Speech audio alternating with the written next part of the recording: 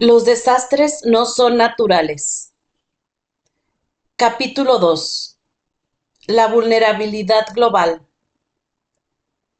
Gustavo Wiltshire. Te voy a dar un talismán. Siempre que te asalten dudas o cuando el yo te resulte demasiado pesado, adopta el método siguiente.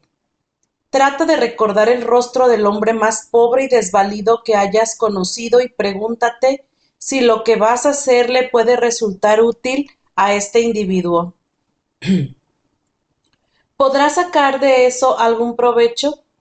¿Le devolverá cierto control sobre su vida y su destino? En otras palabras, ¿lo que vas a hacer contribuirá al swag o autonomía de los millones de compatriotas que mueren de hambre material y espiritual? Encontrarás así que tus dudas y tu yo se disipan. Mahatma Gandhi. De una carta a un amigo. Introducción. La afirmación de que nada resulta tan práctico como una buena teoría se le atribuye a Albert Einstein.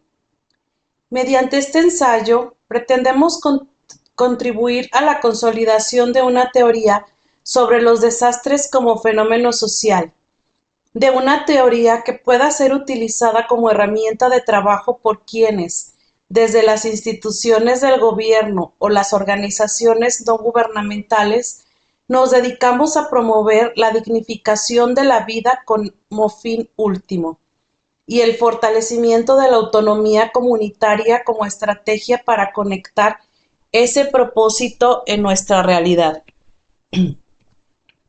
Aun cuando los conocimientos técnicos o los recursos económicos o físicos que una organización aporta a una comunidad sean los más adecuados, se requiere de claridad teórica sobre el propósito de la acción para garantizar el éxito de la misma en términos de incrementar la capacidad de autogestión de los usuarios, de una metodología que garantice la coherencia práctica entre el propósito y la acción y, principalmente, de una actitud particular, de una especial sensibilidad de los agentes de la organización que, más allá del compromiso burocrático formal, del manual de funciones o del reglamento interno de la entidad o de la ONG, crean en lo que hacen y en los seres con quienes lo hacen, y estén en capacidad de localizar y justificar claramente el propósito de su trabajo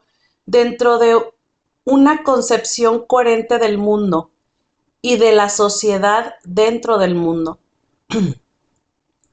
No siempre es obvio por qué entidades como el Servicio Nacional de Aprendizaje, SENA, cuyos objetivos legales son la formación profesional y el desarrollo de la comunidad, cada vez se vinculan más a la tarea de apoyar la reconstrucción de grupos humanos azotados por desastres, al reconocimiento y prevención de riesgos y a la eliminación de las debilidades sociales que hacen a las comunidades propensas a catástrofes cuando, tradicionalmente, todo cuanto tuviera que ver con emergencias y desastres parecía de la exclusiva incumbencia de los organismos de socorro como los bomberos, la Cruz Roja y la Defensa Civil.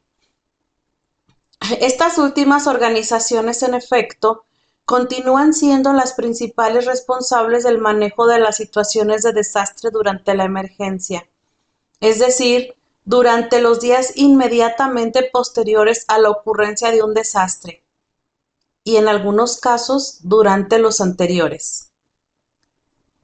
Pero ahora sabemos que esa etapa con la cual normalmente identificamos los desastres, la etapa de las sirenas y las carpas, de la distribución de auxilios y de los albergues y hospitales de emergencia, constituye apenas la punta del iceberg, el cráter por donde hacen erupción, estimuladas por fenómenos de origen humano o natural, una serie de situaciones con las cuales cotidianamente convive la comunidad, que son la realidad misma de la comunidad que las padece.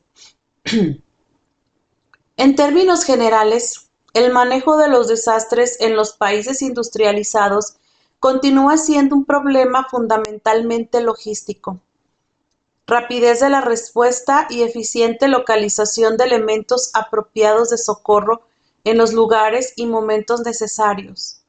En el tercer mundo, en cambio, si bien la logística constituye un factor esencial para la atención de las emergencias, el problema es mucho más de fondo. Durante los desastres se evidencian y agudizan las amenazas contra la vida, los bienes y las oportunidades de los miembros de las comunidades afectadas. Pero, de manera activa o potencial, estas amenazas están siempre presentes en el medio. Muchas veces, incluso, la atención y la solidaridad pública que despierta el desastre constituyen, por decirlo menos, una ruptura temporal de esa rutina de amenaza que es lo normal en la comunidad. Cualquier tentativa de trabajar comunitariamente con la mira única y exclusiva de prevenir posibles desastres estará de antemano condenada al fracaso.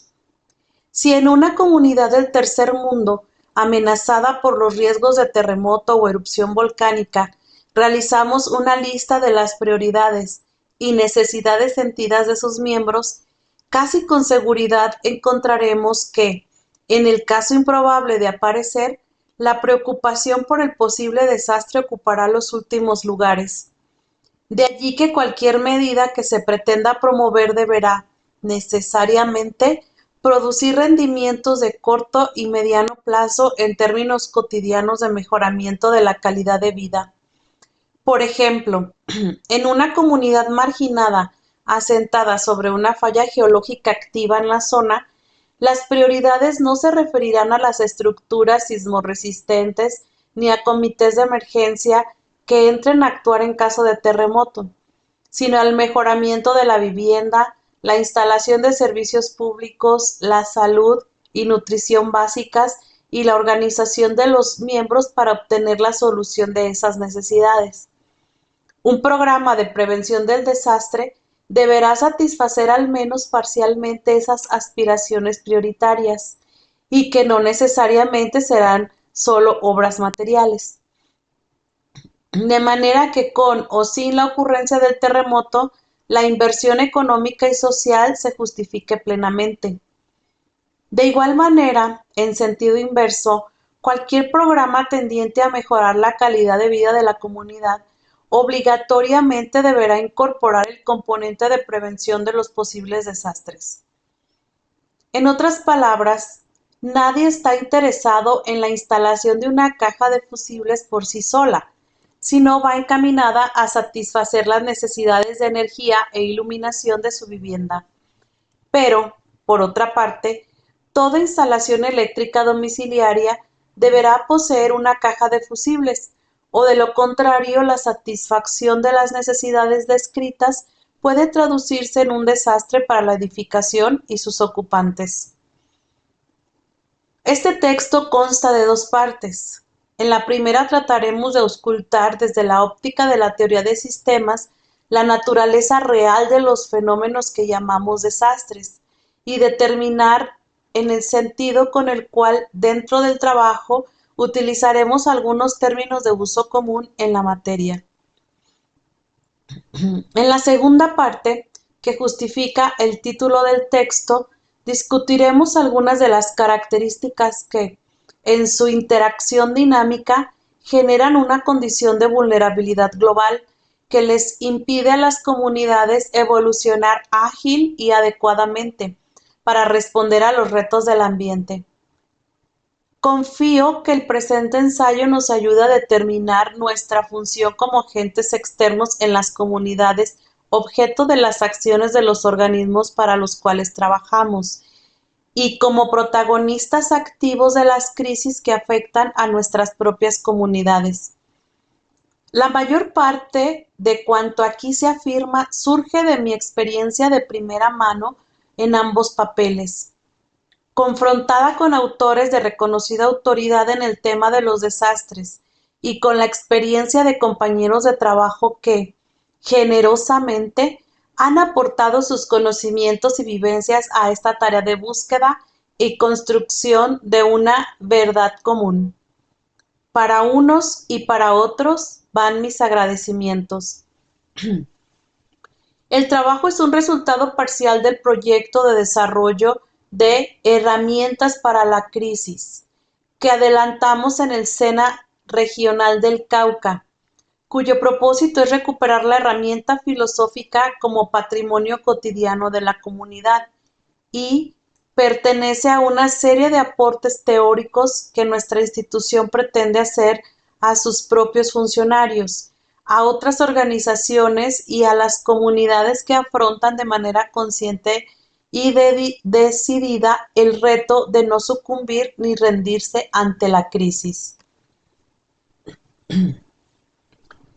¿Qué es un desastre? Las definiciones existentes de desastre, por lo general, se refieren a las consecuencias y no a las causas de estos fenómenos.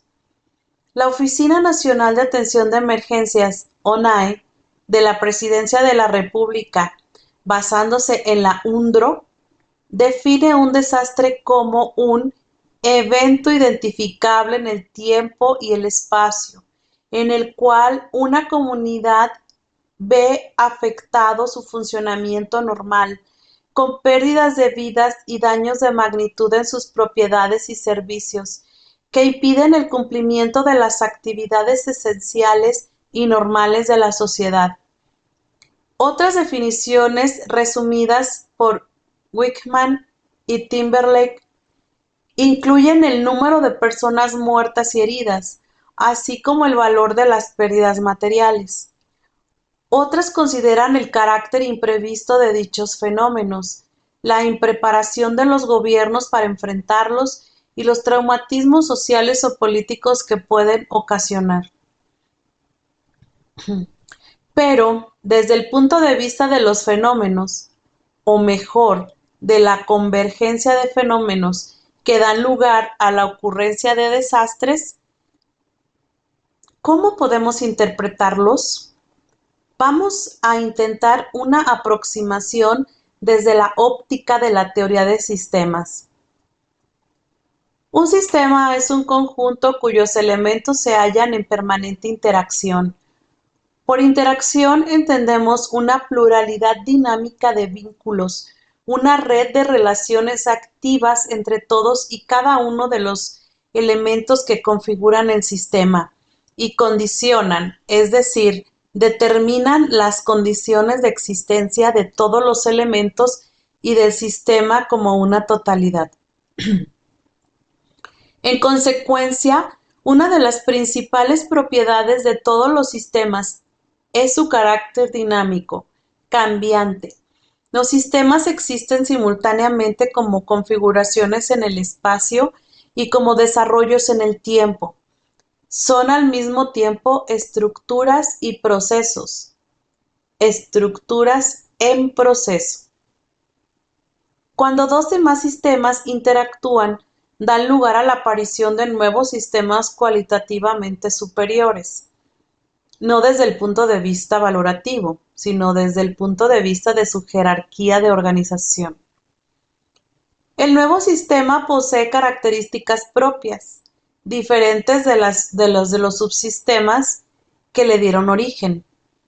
El sistema pareja humana, por ejemplo, es jerárquicamente superior y cualitativamente distinto del sistema hombre y del sistema mujer que lo conforman. Los diferentes sistemas ecológicos o sistemas del planeta Tierra se integran dinámicamente en un sistema jerárquicamente superior y cualitativamente distinto conocido como biosfera.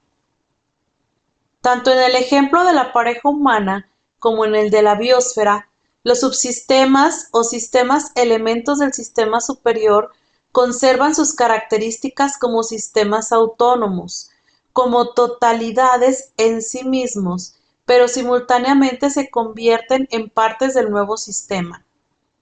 Considerados como procesos, podemos decir que cada subsistema conserva su propio ritmo de cambio y su propia dirección, pero al mismo tiempo se integra dialécticamente con los demás para dar lugar a nuevas relaciones dinámicas, nuevos ritmos de cambio y nuevas direcciones. Los cambios en las partes se traducen en cambios del todo, y los cambios del todo provocan a su vez cambios en las partes. Los procesos de cambio derivan su dinámica de la autoalimentación. El término coevolución expresa el hecho de que el medio ambiente, desde los orígenes mismos de la vida en el planeta, determinó las condiciones de existencia de la misma y obligó a los primeros seres vivos a transformar sus estructuras y procesos como requisito para sobrevivir. Estos, al transformarse, introdujeron cambios fundamentales en el medio, como por ejemplo la aparición del oxígeno gaseoso y de la capa de ozono. El nuevo medio impuso nuevas condiciones a los seres que lo ocupaban, los cuales debieron nuevamente transformarse y así sucesivamente hasta nuestros días. Cuando el motor fundamental de la coevolución no es la naturaleza, sino la cultura humana. Dijimos atrás que las relaciones que vinculan dinámicamente los elementos de un sistema determinan las condiciones de existencia de los mismos y del sistema como totalidad. La aparición de nuevas relaciones en el sistema jerárquicamente superior impone nuevas condiciones de existencia a los subsistemas que lo conforman, los cuales deben poder autoajustarse, es decir, estar en capacidad de transformar por sí mismos sus estructuras y sus ritmos de cambio para adaptarse a las nuevas condiciones. Un sistema debe poseer la flexibilidad intrínseca necesaria para permitir su adaptación, para absorber mediante cambios grandes o pequeños en sus estructuras, que se traduzcan en cambios equivalentes en los ritmos y direcciones de sus procesos, los cambios del sistema superior. De lo contrario, surge la crisis. Cuando la crisis acarrea pérdidas materiales y víctimas humanas, la llamamos desastre. Todo sistema debe afrontar de manera simultánea dos retos con direcciones aparentemente opuestas. El primero, el que ya descrito, de transformarse como única posibilidad de sobrevivir. El segundo, el reto de conservar su identidad dentro del cambio.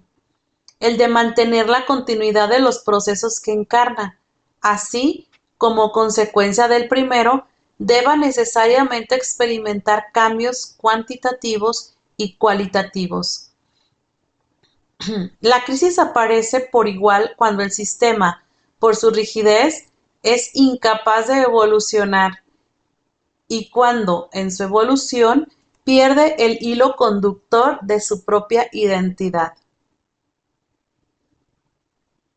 Comunidad y medio ambiente. Una comunidad humana es un sistema. Los elementos que la conforman son personas, individuos integrados en parejas, familias, colegios, oficinas, fábricas, organizaciones, clubes, cuadras, manzanas, barrios, etc. La conforman igualmente elementos materiales tangibles y concretos, como son edificaciones públicas y privadas, vías y medios de comunicación, redes de servicios públicos y todo lo que comúnmente conocemos como infraestructura física, los recursos naturales y culturales disponibles y la tecnología y los medios para su transformación. La conforman también aquellos elementos inmateriales, pero no menos tangibles y concretos que constituyen la superestructura institucional de la comunidad: el Estado, la religión, el derecho, la moral, la tradición, la ideología, la economía, la ciencia, la política, la historia, la cultura. Y la conforma sobre todo la compleja red de relaciones formales y no formales institucionales, y de hecho intencionales o accidentales, previstas o causales, expresas o tácitas, ocultas o evidentes, conscientes o ignoradas, que vinculan entre sí a los individuos o grupos de individuos y que los atan dinámicamente a los demás elementos descritos, a la infraestructura y a la superestructura, al medio ambiente cultural y natural de la comunidad. Por la existencia de esta red, podemos considerar a la comunidad como un proceso complejo. Es esta red la que le otorga vida y dinámica al sistema, la que hace que el todo, comunidad, sea cualitativamente superior a la suma de sus partes. De esa red surgen las aspiraciones y los temores, las potencialidades y las frustraciones, las necesidades y sus satisfactores, los conflictos y sus soluciones. En concreto, una comunidad se identifica por la existencia de un grupo de individuos vinculados y animados por un propósito común. Ahora bien, ese todo, comunidad, existe en unas condiciones determinadas y concretas de tiempo y de lugar, y en un medio ambiente natural y cultural que también constituye en sí y por sí mismo un sistema, con el cual la comunidad interactúa de manera permanente. Un sistema entre cuyos elementos podemos enumerar las características geológicas y sísmicas, las condiciones meteorológicas y las características bióticas y abióticas, incluyendo las influencias culturales de la porción particular del planeta que la comunidad ocupa. En resumen, la ecología del sistema, entendiendo por ecología el conjunto de procesos de conservación y transformación de la biosfera.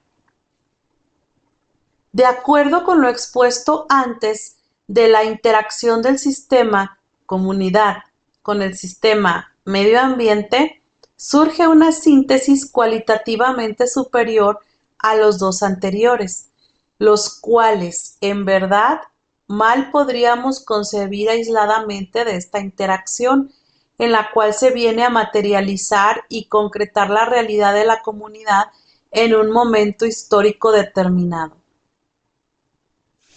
En el ámbito de esa realidad, en un momento particular del desarrollo histórico de la comunidad afectada, y no en abstracto, en donde golpean y de donde surgen los desastres. Cuando por múltiples razones la comunidad es incapaz de transformar sus estructuras, adecuar sus ritmos y redefinir la dirección de sus procesos como respuesta ágil, flexible y oportuna a los cambios del medio ambiente, cuando los diseños sociales, los qué y los cómo de una comunidad no responden adecuadamente a la realidad del momento que les exige una respuesta, surge el desastre. Desastre menos riesgo por vulnerabilidad.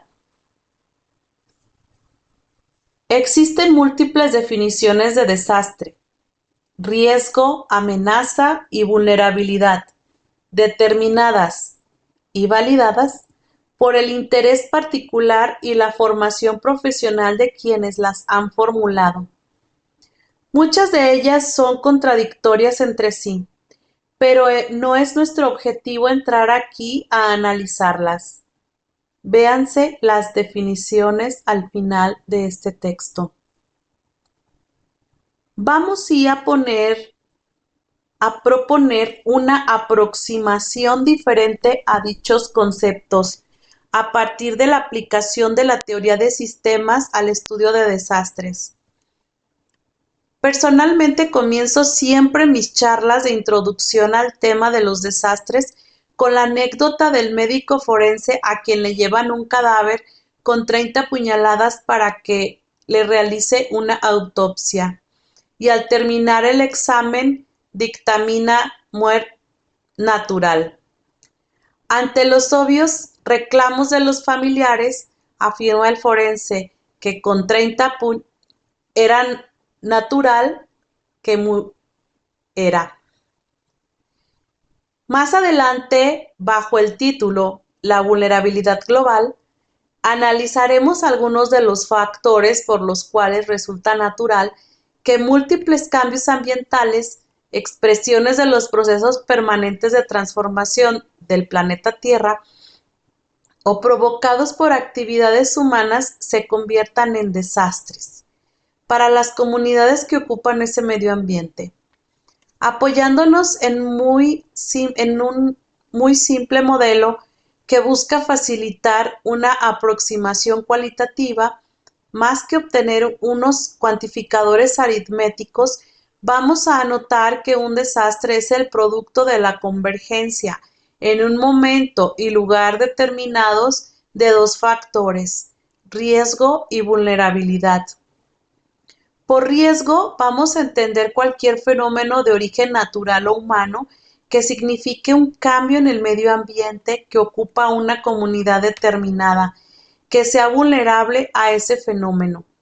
La vulnerabilidad vamos a denotar la incapacidad de una comunidad para absorber mediante el autoajuste los efectos de un determinado cambio en su medio ambiente, o sea, su inflexibilidad o incapacidad para adaptarse a ese cambio, que para la comunidad constituye, por las razones expuestas, un riesgo. La vulnerabilidad determina la intensidad de los daños que produzca la ocurrencia efectiva del riesgo sobre la comunidad. Como amenaza para la comunidad, vamos a considerar la probabilidad de que ocurra un riesgo frente al cual esa comunidad particular es vulnerable. Pongámonos un ejemplo. En el papel de un ciudadano que ha destejado su techo para efectuar unas reparaciones, con lo cual su casa se ha vuelto temporalmente vulnerable frente al fenómeno del aguacero. Riesgo. La probabilidad de que caiga un aguacero durante el tiempo en el cual la casa carece de techo, probabilidad de que se manifieste negros nubarrones y truenos cercanos, constituye una amenaza para el ciudadano. La ocurrencia efectiva del aguacero en ese tiempo lo convertirá en un desastre. La intensidad del mismo, es decir, que los daños se produzcan, dependerá de la magnitud, cantidad de agua, duración, del aguacero y del grado de vulnerabilidad de la casa, porción de la casa sin techo, y del valor y cantidad de los bienes expuestos al riesgo. Mayor será el desastre si estaba descubierta la biblioteca que si lo estaba el patio de ropas. Riesgo por vulnerabilidad igual desastre. Si es exactamente el mismo aguacero, riesgo, cae en un momento en el que la casa tiene el techo debidamente acomodado, vulnerabilidad igual a cero, sencillamente no habrá desastre. Riesgo por cero igual a cero. Al no ser la casa vulnerable, el riesgo pierde su condición de tal. Si la casa está totalmente destejada, o sea, es vulnerable al riesgo, pero el aguacero no llega a producirse, riesgo igual a cero. Tampoco habrá desastre. Cero por vulnerabilidad igual a cero. En este ejemplo concreto, aunque no se haya producido el riesgo, la vulnerabilidad sigue vigente en la medida en que exista la posibilidad de que se produzca.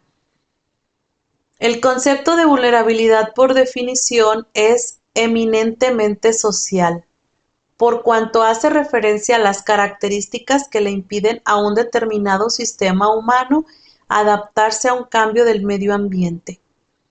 Asimismo, los conceptos de vulnerabilidad y riesgo están íntimamente ligados entre sí, puesto que, también por definición, un fenómeno de la naturaleza, y obviamente uno de origen humano, solo adquirirá la condición de riesgo cuando su ocurrencia se dé o se prevea en un espacio ocupado por una comunidad que sea vulnerable frente a dicho fenómeno.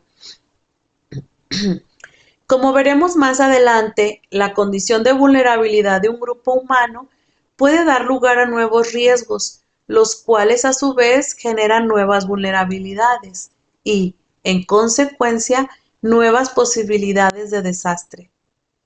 En resumen, el que un evento o fenómeno se considere o no riesgo dependerá de que el lugar en donde se manifieste esté ocupado o no por una comunidad vulnerable al mismo. El que se considere o no amenaza dependerá del grado de probabilidad de su ocurrencia en esa comunidad, y el que se convierta o no en desastre dependerá de que la magnitud real con que efectivamente se manifieste el fenómeno y del nivel de vulnerabilidad de la comunidad. También de los desastres podemos predicar entonces, sin temor a equivocarnos, que constituyen fenómenos sociales. Prevención, mitigación, preparación. ¿Es posible evitar la ocurrencia de desastres? ¿Podemos al menos reducir sus consecuencias nocivas para la comunidad afectada? Para intentar una respuesta, regresemos a la fórmula que nos dice que desastre es igual a riesgo por vulnerabilidad. Todos sabemos que al reducir el valor de cualquier factor en una multiplicación, reduciremos el valor del resultado. Analicemos si es factible reducir el factor riesgo, lo cual, para efectos de este texto, vamos a denominar prevención, a sabiendas de que, genéricamente, todas las acciones encaminadas a evitar o disminuir los efectos de un desastre reciben el nombre de prevención. Prevención. Decirle no al riesgo. Si bien, como ya dijimos, los desastres son fenómenos eminentemente humanos y sociales y, en consecuencia, debemos despojarlos del calificativo de naturales, que genera la sensación de que el mundo es así y no podemos hacer nada para evitarlo. Los riesgos, por el contrario, presentan claramente dos orígenes: los procesos intrínsecos de transformación de la naturaleza, como las erupciones volcánicas, los terremotos y los huracanes, y la actividad humana, como la construcción de presas, el aprovechamiento de energía nuclear, la utilización de tecnologías obsoletas o contaminantes y el uso inadecuado de los recursos del medio. Antes de seguir adelante, quiero hacer dos acotaciones. La primera se refiere al hecho de que habrá quien alegue que, siendo la especie humana parte y producto de la naturaleza, los efectos de su actividad son, en consecuencia, naturales, lo cual, si bien resulta irrefutable desde esa óptica particular, no nos permite para efectos prácticos distinguir entre aquellos riesgos frente a los cuales el ser humano alberga autoría y responsabilidad, y cuya prevención está en sus manos, y aquellos ante los cuales somos apenas espectadores y muy poco podemos hacer para evitarlos. La segunda acotación, para recalcar que muchas veces los riesgos de origen humano, como la indebida explotación de los bosques o la destrucción de los páramos, pueden generar riesgos de origen natural, es decir, respuestas de la naturaleza a la agresión de que ha sido víctima.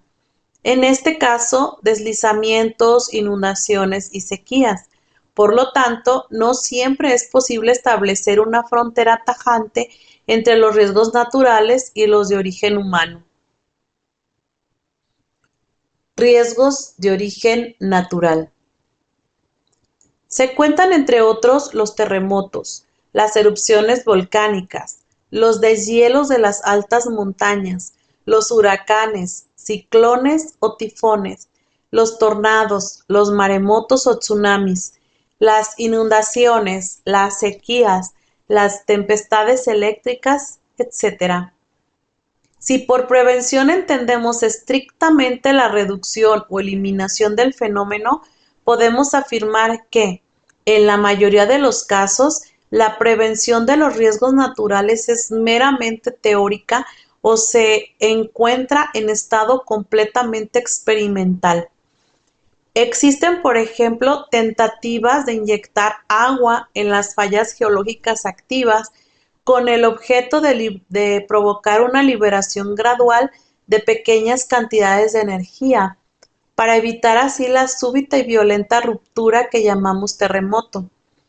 Existen igualmente técnicas experimentales para bombardear con químicos las nubes y provocar lluvias en tiempo de sequía, o para hacer abortar los huracanes en su origen e impedir que se desarrollen, como trató de hacerse sin éxito en el huracán Gilbert.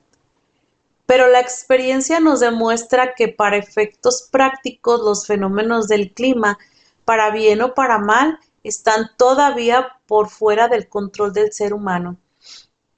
Si tomamos la lista de riesgos naturales que enumeramos al principio de este tema, encontraremos que definitivamente nada podemos hacer, al menos por ahora, para evitar la ocurrencia de la mayor parte de ellos.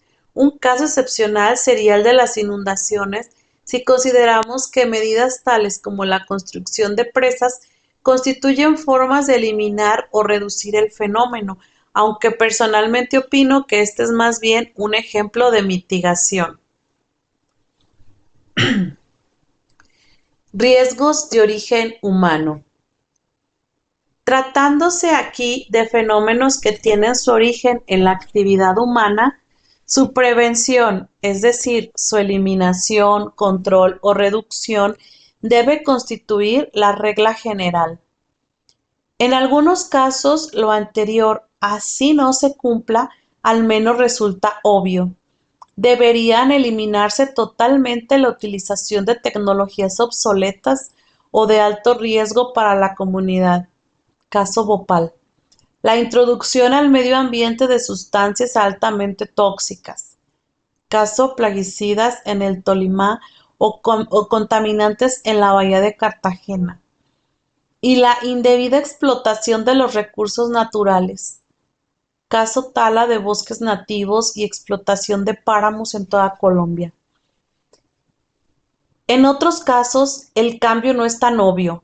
No siempre resulta evidente para muchos el alto riesgo ecológico y social que implica la construcción de grandes hidroeléctricas, caso Salvagina, o la utilización de la energía nuclear, caso Chernobyl. Adquieren así singular importancia los estudios de impacto ambiental como herramientas de control previo del riesgo, siempre y cuando se realicen como paso previo a la decisión de adelantar una determinada obra. Los realicen científicos y técnicos idóneos y exista voluntad política de aplicar efectiva y eficazmente sus resultados y recomendaciones. Infortunadamente, como alguien decía, muchas veces los estudios de impacto ambiental se utilizan como los borrachos usan los postes de la luz, como sostén y no como iluminación, o sea que se encargan sobre medidas para bendecir hechos cumplidos y decisiones tomadas, satisfacer requisitos legales y llenar formalidades. Mitigación. Decirle no a la vulnerabilidad. Vamos a trabajar aquí sobre el segundo factor de la ecuación, la vulnerabilidad. El término mitigar no debe tomarse en el sentido coloquial de aliviar, sino en el sentido muy concreto y específico que se le da en la administración de desastres. Mitigación equivale en este contexto a reducción de la vulnerabilidad, a eliminar o reducir en lo posible esa incapacidad de la comunidad para absorber mediante el autoajuste los efectos de un determinado cambio en el ambiente, a reducir su impotencia frente al riesgo, ya sea este de origen humano o natural, a ser más flexible, más autónoma, más dueña de su relación con el ambiente. La mitigación adquiere especial importancia cuando, como en el caso de los riesgos naturales, no podemos decirle no al riesgo. Existen medidas estructurales y medidas no estructurales de mitigación.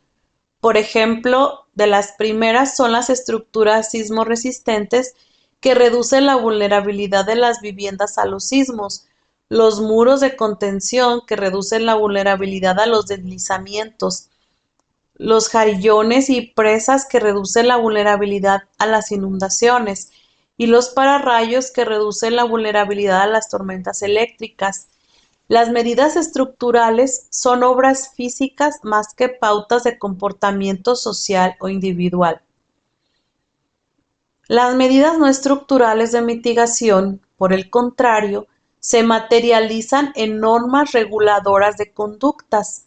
Por ejemplo, típico de las mismas son los códigos y planes de uso del suelo, que determinan en dónde se puede construir y en dónde no. Los códigos de construcción sismorresistente que hacen obligatoria la adopción de medidas estructurales en las obras, la capacitación de profesionales y trabajadores para la aplicación de tecnologías adecuadas, la educación de la comunidad como medio para reducir la vulnerabilidad cultural y educativa, y la diversificación económica para reducir la vulnerabilidad de una comunidad monocultivadora frente a las sequías. En la sección "La vulnerabilidad global" podremos profundizar en este asunto. Preparación: reducir los efectos negativos del desastre. Con la prevención y la mitigación tratamos de evitar que se produzca un desastre. En el primer caso, mediante la eliminación o reducción del riesgo, y en el segundo, mediante la eliminación o reducción de la vulnerabilidad. Recordemos que al lograr que cualquiera de los dos factores tienda a cero, el producto desastre deberá tender a cero. Sin embargo, en la práctica, la mayoría de las veces no será posible obtener este resultado ideal. En consecuencia, debemos reconocer que en algún momento, por más medidas que se tomen, es posible que se produzca un desastre y, por consiguiente, debemos preparar a la comunidad, Estado y particulares para afrontarlo. La preparación ingresa a nuestro modelo como divisor. Cuanto mayor sea la preparación, menor será el resultado, es decir, el traumatismo producido por el desastre. Desastre es igual a riesgo por vulnerabilidad sobre preparación.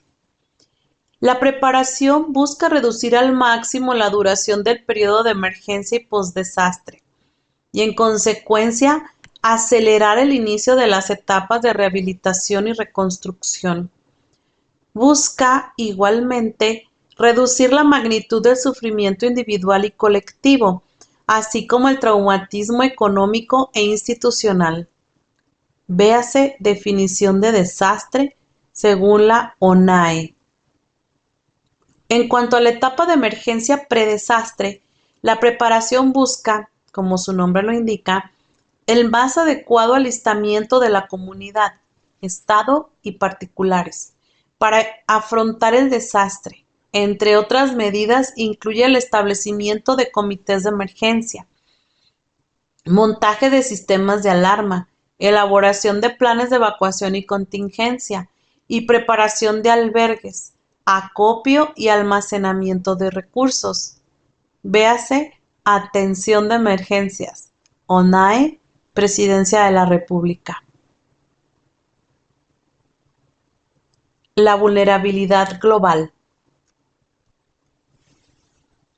A esta altura hemos determinado ya el sentido con el cual, dentro del presente texto, vamos a utilizar los términos riesgo, amenaza, vulnerabilidad, prevención, mitigación y preparación, así como las interacciones de las cuales surgen los llamados desastres. A continuación, profundizaremos en el concepto de vulnerabilidad, entendida esta, como ya dijimos, como la incapacidad de una comunidad para absorber mediante el autoajuste los efectos de un determinado cambio en su medio ambiente, o sea, su inflexibilidad o incapacidad para adaptarse a ese cambio. Es necesario anotar que la vulnerabilidad en sí misma constituye un sistema dinámico, es decir, que surge como consecuencia de la interacción de una serie de factores y características, internas y externas, que convergen en una comunidad particular. El resultado de esa interacción es el bloqueo o incapacidad de la comunidad para responder adecuadamente ante la presencia de un riesgo determinado, con el consecuente desastre. A esta interacción de factores y características le damos el nombre de vulnerabilidad global. Únicamente para los efectos de estudio, vamos a dividir la vulnerabilidad global en distintas vulnerabilidades, no sin advertir expresamente que cada una de ellas constituye apenas un ángulo particular para analizar el fenómeno global y que las diferentes vulnerabilidades están estrechamente interconectadas entre sí. Como veremos más adelante, difícilmente podríamos entender, por ejemplo, la vulnerabilidad física sin considerarla una función de la vulnerabilidad económica y de la política, y en esta última sin tomar en cuenta la vulnerabilidad social, la cultural y nuevamente la económica. Asimismo, es necesario volver a hacer énfasis en la íntima relación de doble vía existente entre riesgos y vulnerabilidades. Como ya anotamos, un fenómeno de la naturaleza, y obviamente uno de origen humano, solo adquirirá la condición de riesgo cuando su ocurrencia se dé o se prevea en un espacio ocupado por una comunidad que debe afrontar las consecuencias de dicho fenómeno. La vulnerabilidad se predica, entonces, frente a los fenómenos determinados que adquieran para esa comunidad el carácter de riesgos. Dijimos también que, como consecuencia de la vulnerabilidad de un grupo humano, pueden aparecer nuevos riesgos para ese mismo o para otros grupos. Es así como el riesgo de deslizamiento aparece como consecuencia, la mayoría de las veces, del asentamiento de grupos humanos económicamente imposibilitados para emprender costosas obras de contención o estabilización en laderas cuya pendiente las hace inapropiadas para la urbanización sin las inversiones descritas, lo cual se agrava con la subsiguiente desforestación de la ladera y el manejo inadecuado de las aguas, lluvias, corrientes y servidas. Como es obvio, el escogimiento del sitio depende, en este caso, de la dificultad de los ocupantes para acceder a lugares menos peligrosos. Vulnerabilidad económica, vulnerabilidad política. Otro ejemplo típico es el de la comunidad que, ante la urgente necesidad de que se generen fuentes de empleo con el fin de garantizar un ingreso para algunos de sus habitantes, vulnerabilidad económica, admite la implantación de fábricas con tecnologías obsoletas y peligrosas, las cuales se convierten, como ocurrió en Bhopal, India, en 1984, en grandes riesgos contra la salud, la vida y la economía de la comunidad entera. Vulnerabilidad e inseguridad. Si acudimos al diccionario en busca del significado de seguro, encontramos que hace referencia a aquello que está libre y exento de todo peligro, daño o riesgo. Podemos afirmar en consecuencia que vulnerabilidad es un sinónimo de inseguridad, en el sentido más profundo del término.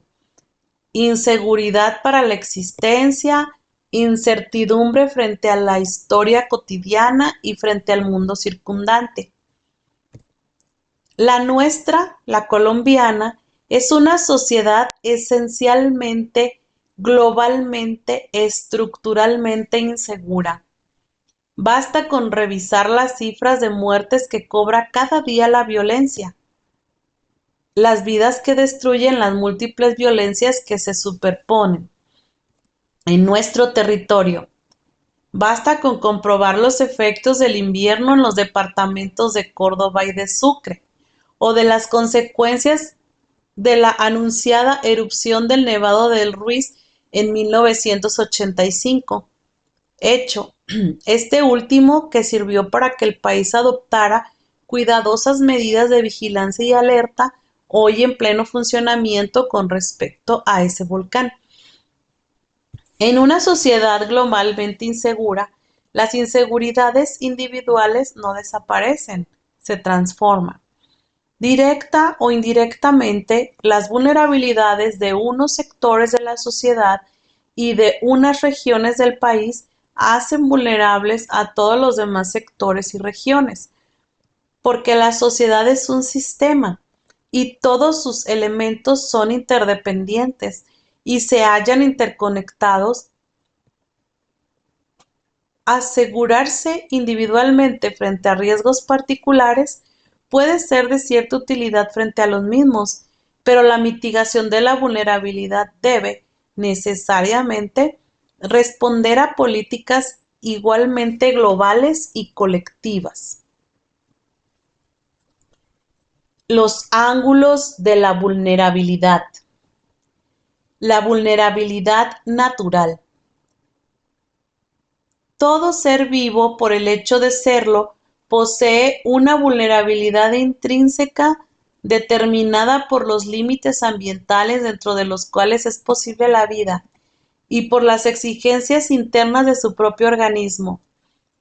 La vida ha evolucionado en la Tierra dentro de límites relativamente estrechos, y si bien, por medio de trajes espaciales o hábitats artificiales, el ser humano ha logrado conquistar temporalmente ambientes externos, lo cierto es que los parámetros que permiten la existencia de vida sin ortopedia siguen siendo limitados.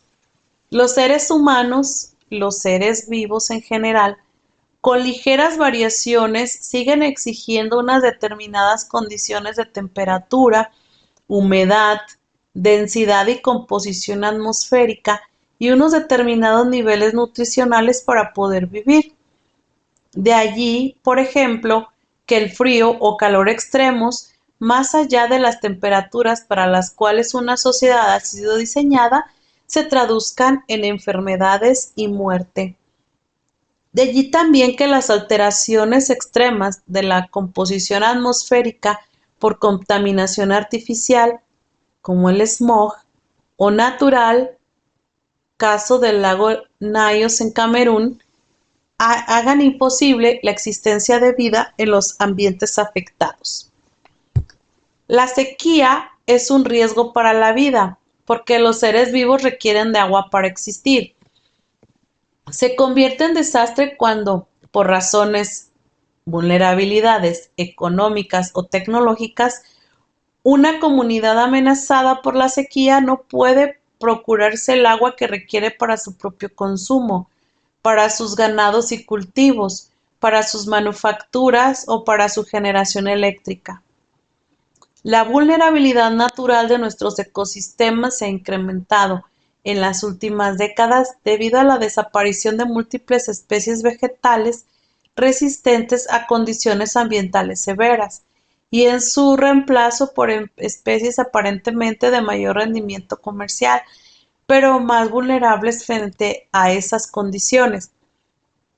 En la costa atlántica colombiana, golpeada hoy por las inundaciones, Se están comprobando las consecuencias del reemplazo de variedades criollas de maíz y arroz por variedades y cultivos no adaptados, ni en sus características intrínsecas ni en sus técnicas de cultivo y cosecha, a la realidad de unos suelos que pasan varios meses del año bajo el agua.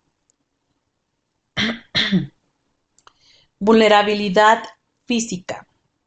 Se refiere especialmente a la localización de los asentamientos humanos en zonas de riesgo y a las deficiencias de sus estructuras físicas para absorber los efectos de estos riesgos. Frente al riesgo de terremoto, por ejemplo, la vulnerabilidad física se traduce primero en la localización de la comunidad en cercanías a fallas geológicas activas y, segundo, en la ausencia de estructuras sismorresistentes en las edificaciones. La vulnerabilidad frente a terremotos puede, entonces, reducirse o mitigarse mediante medidas estructurales, o sea, las mencionadas técnicas constructivas y diseños sismorresistentes para edificios públicos y viviendas. El programa de autoconstrucción que adelantó el SENA en el Cauca después del terremoto del 31 de marzo de 1983 demostró que es perfectamente posible dotar de características sismorresistentes a las viviendas populares autoconstruidas comunitariamente por sus propietarios, pertenecientes todos a sectores de bajos ingresos.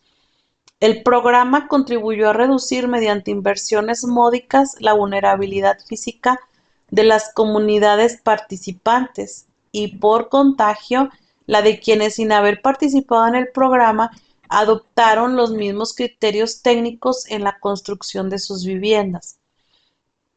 La mitigación puede ejecutarse también mediante medidas no estructurales. El caso típico sería prohibir, mediante códigos que reglamenten el uso del suelo, la construcción en cercanías a fallas geológicas activas o volcanes activos.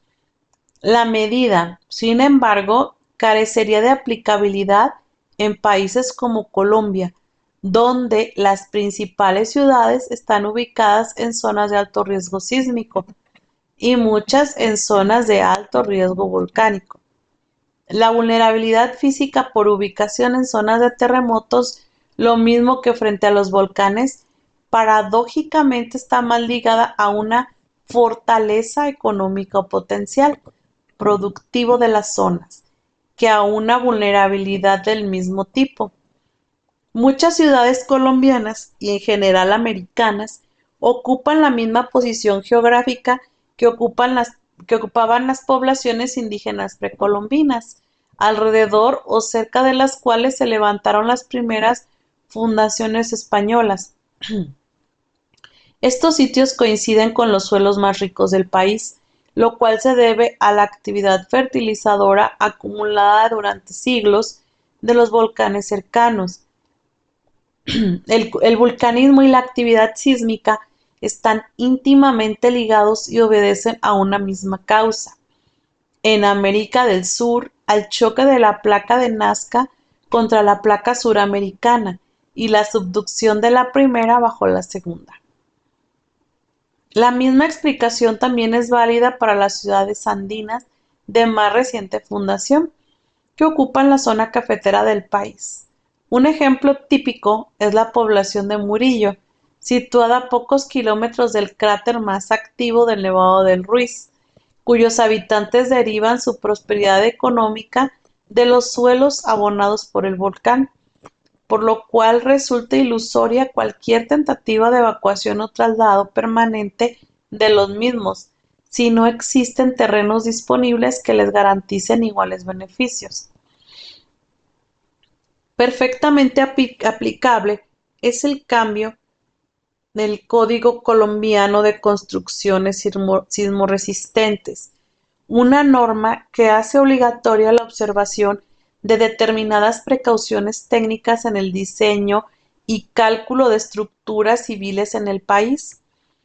Otra medida no estructural que remite a medidas estructurales fue la exigencia que impuso el Banco Central Hipotecario en Pampoyán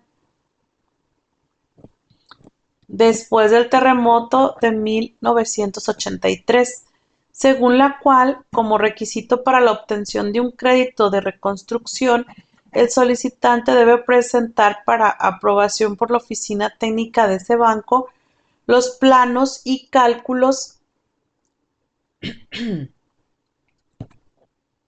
estructurales sismo-resistentes de la obra. La medida, infortunada e inexplicablemente, no rige en otros lugares de Colombia igualmente vulnerables a los sismos.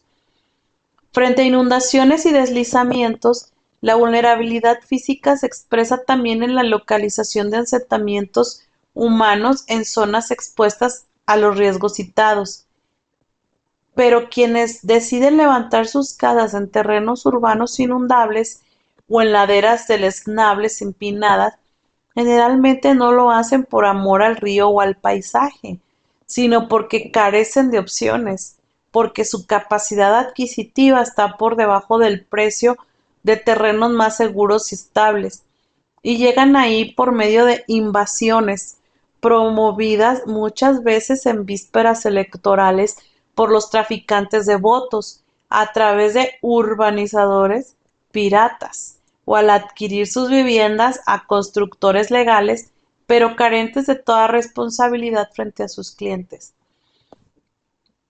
El caso de Agua Blanca en Cali, el de los barrios El Dorado y La Botella en Montería, el de los barrios aledaños al río Conveimá en Nibagüe, el de Villantina en Medellín, son típicos y vigentes ejemplos de asentamientos en zonas urbanas de inundación, los primeros, y de deslizamiento, el último, y que han padecido los desastres descritos. Dichos sectores están habitados por grupos humanos altamente vulnerables desde el punto de vista económico y a partir de allí vulnerables desde los demás puntos de vista: el político, el educativo, el tecnológico, el ecológico, etc. El caso de las zonas rurales inundables, como por ejemplo los asentamientos ribereños del río Sinú en Córdoba, tiene también sus raíces en el potencial económico de dichos terrenos, de los cuales derivan su sustento los pescadores artesanales y los pequeños agricultores de la región. A su vez dependen de la abundancia de peces y de la fertilización natural de los suelos, productos ambos de las crecientes periódicas del río. Las inundaciones que afectaron a la zona en el segundo semestre de 1988 se han convertido en desastre para el área rural por el hecho de que el nivel de las aguas ha subido más allá de los límites a los cuales las comunidades han adaptado sus formas de vida relativamente anfibias, pero no porque la inundación sea un fenómeno desconocido en la región. Frente a las soluciones radicales propuestas para el caso en mención, como la construcción de represas de Urrá 1 y 2, que terminarían de una vez por todas con las inundaciones, surge el interrogante de cuáles serán las consecuencias a mediano y largo plazo de esta alteración ecológica para la economía de los ya citados pescadores artesanales y pequeños agricultores cuyas principales fuentes de ingreso dependen de la periodicidad del fenómeno natural.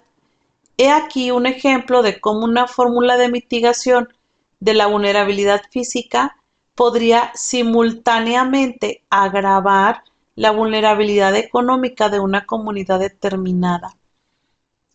La vulnerabilidad económica. Quizás este es el eje más significativo de la vulnerabilidad global. Cooney, Davis y Wickman Timberlake aportan ejemplos que demuestran cómo los sectores económicamente más deprimidos de la humanidad son, por esa misma razón, los más vulnerables frente a los riesgos naturales.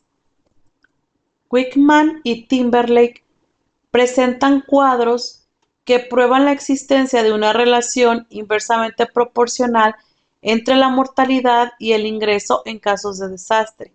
Es decir, en los países con mayor ingreso real per cápita, el número de víctimas que dejan los desastres es mucho menor que en los países con bajo ingreso por habitante.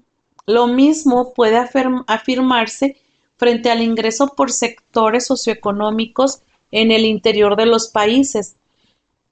Asimismo, demuestran que en las últimas décadas el número de desastres ha aumentado considerablemente en el mundo y como consecuencia el número de víctimas humanas producto de los mismos. No cabe duda de que las fuerzas naturales desempeñan un papel importante en la iniciación de multitud de desastres, pero ya no deben seguir considerándose como causa principal de los mismos.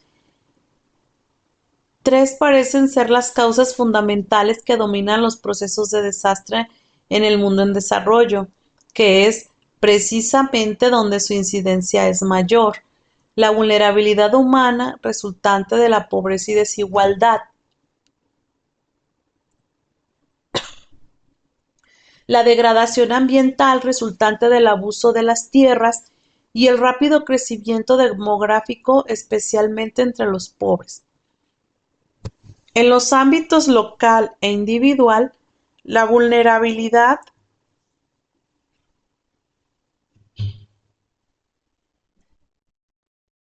económica se expresa en desempleo, insuficiencia de ingresos, inestabilidad laboral, dificultad o imposibilidad de acceso a los servicios formales de educación, de recreación y de salud, boleteo de las conciencias, o sea, la necesidad de vender el alma a cambio de un salario o de un auxilio, inexistencia de control local sobre los medios de producción, etc.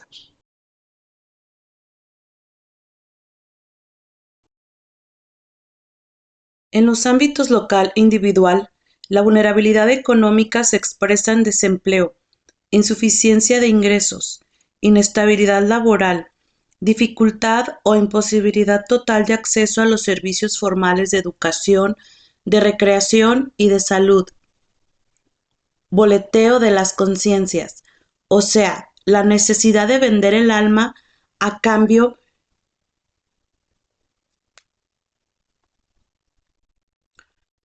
de un salario o de un auxilio, inexistencia del control local sobre los medios de producción, etc. En la esfera nacional, la vulnerabilidad económica se expresa en una excesiva dependencia de nuestra economía de factores externos, prácticamente incontrolables para nosotros, como son los precios de compra de las materias primas y los precios de venta de combustibles, insumos y productos manufacturados. Las restricciones al comercio internacional de nuestros productos y la imposición de políticas monetarias que garantizan más el cumplimiento del servicio de la deuda externa que el verdadero desarrollo y la autonomía del país. Las consecuencias de las sequías que periódicamente azotan el sur del departamento de Cauca y el norte de Nariño son un ejemplo característico de desastre producido principalmente, aunque no únicamente, por vulnerabilidad económica, pues la ausencia prolongada de lluvias se une el hecho que la única fuente de ingresos de las comunidades afectadas es el monocultivo del maíz. Al perderse las cosechas por carencia de agua, automáticamente se configura el desastre. Aparece claro, entonces, que la forma de mitigar esa vulnerabilidad es mediante la diversificación de la economía local, mediante el desarrollo de actividades productivas paralelas que le garanticen a la comunidad mayores ingresos en épocas normales e ingresos alternativos en épocas de sequía. En general, cualquier tipo de programa que permita ampliar la base económica de la comunidad local constituye una forma exitosa de mitigación de la vulnerabilidad económica, no solamente frente a riesgos esporádicos, sino frente al reto de la supervivencia frente a la cotidianidad, el principal riesgo que amenaza a los damnificados de la vida, en la medida que, sin desconocer la necesaria interrelación entre los mercados, las comunidades pueden avanzar hacia la satisfacción autónoma de sus necesidades básicas. En esa medida dependerán cada vez menos de factores externos por fuera de su propio control. Es aquí donde aparecen las empresas populares, empresas asociativas, redes de microempresarios, cadenas de comercialización, cooperativas y grupos precooperativos, etc., como herramientas de desconcentración y descentralización del poder económico y, en consecuencia, del poder político y social, y como vehículos efectivos hacia la autogestión y la democratización de las facultades decisorias. De ahí que el fortalecimiento económico de los municipios colombianos y la elaboración de planes de desarrollo locales con participación de las comunidades constituyan pasos de tanta importancia para la mitigación de la vulnerabilidad, no solo económica, sino global. La vulnerabilidad social. El nivel de traumatismo social resultante de un desastre es inversamente proporcional al nivel de organización existente en la comunidad afectada. Las sociedades poseen una trama compleja de organizaciones sociales, tanto formales como no formales.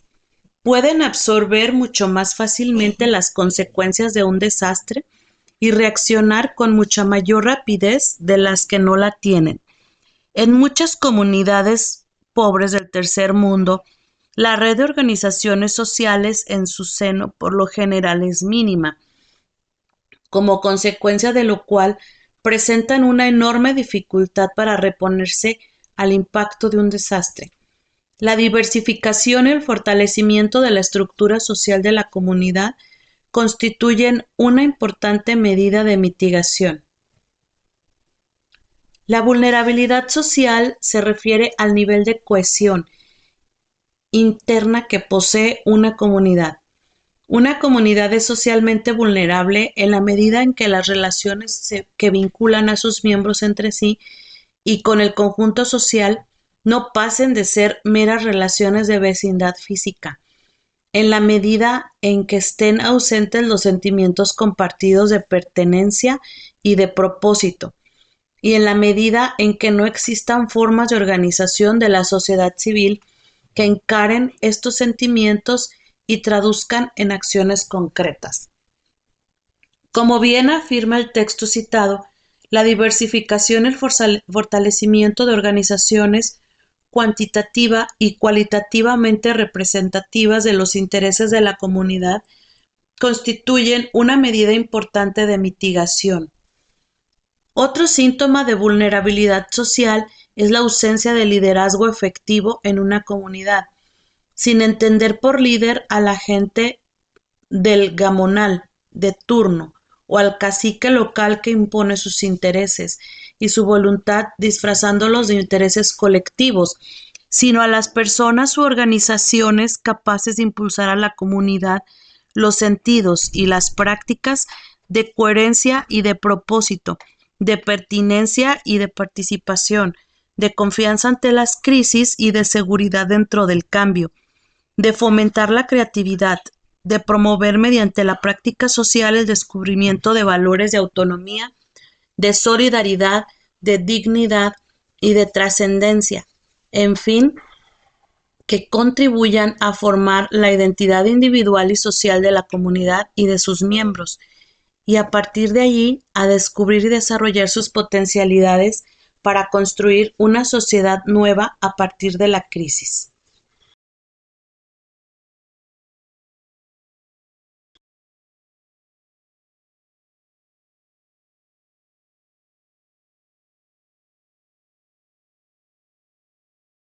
Lo mismo puede decirse de la infraestructura física, técnica y humana, de servicios básicos, agua, alcantarillado, electrificación, vías, transportes.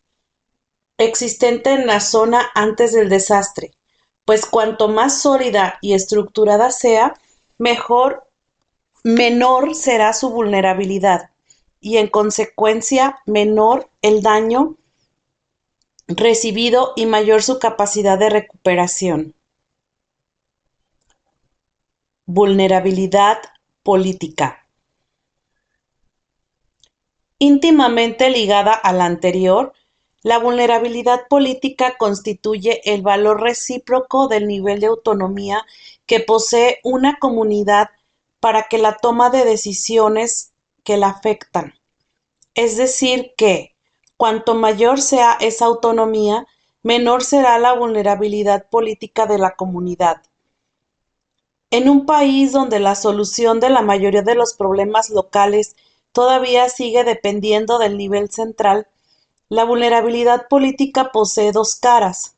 La primera, la incapacidad de una comunidad para volverse problema, o sea, para que los problemas que la afectan trasciendan los linderos locales y se conviertan en situaciones que exijan la atención de los niveles decisorios.